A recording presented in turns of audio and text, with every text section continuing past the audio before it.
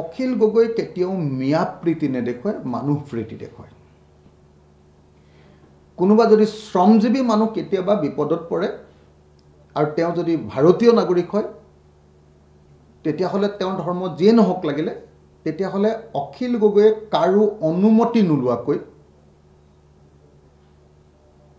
কাৰোলৈ care নকৰাকৈ ভাৰতীয় মানুহক আৰু দুখীয়া শ্ৰমজীৱী মানুহক সহায় কৰিবলৈ সদায় প্ৰস্তুত। কিন্তু কোনো মিয়াৰ প্ৰতি চিম্পেথি, কোনো ধৰ্মৰ প্ৰতি চিম্পেথি, কোনো বিদেশীৰ প্ৰতি চিম্পেথি, সামান্যতম চুলি এডালৰ মানুহ চিম্পেথি বা সহানুভূতি অখিল গগৈ নাই।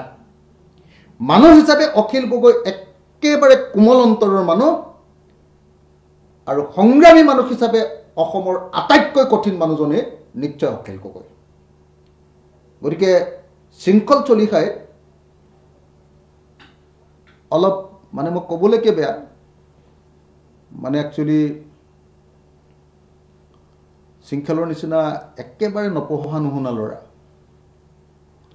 একেবাৰে বিষয়বস্তুৰ জ্ঞান নথকা, অন্নবৰতে উটি ভাঙি পোৱা আৰু সদায় নিজৰ কামৰ জৰিয়তে চৰকাৰৰ সুযোগ তৈয়াৰ কৰি দিয়া আৰু সেইটোকে জীৱনৰ লাইভলিহুড ৰূপে লোৱা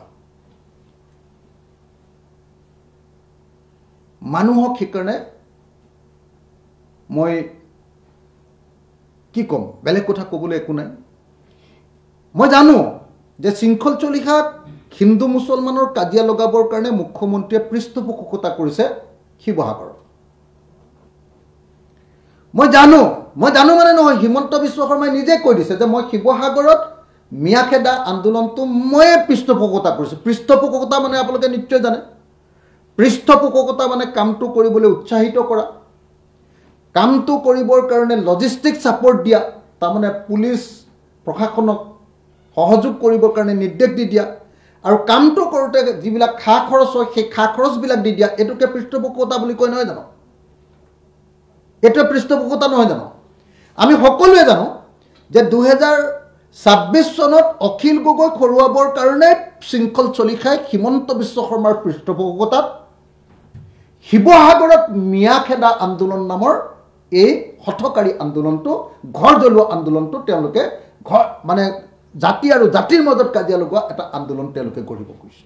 এইটো আন্দোলন নহয়, এইটো নৈৰাজ্যবাদ এটা কৰিব খুজিছে।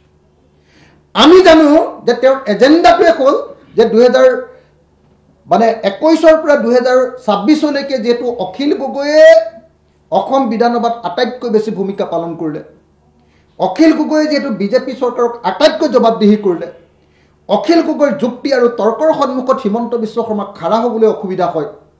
গতিকে 2026 চনত যিকোনো পৰিমাণে যিকোনো প্ৰকাৰে অখিল গগৈক বিধায়ক হিচাপে বিধানসভালৈ পঠিয়াব নালাগে।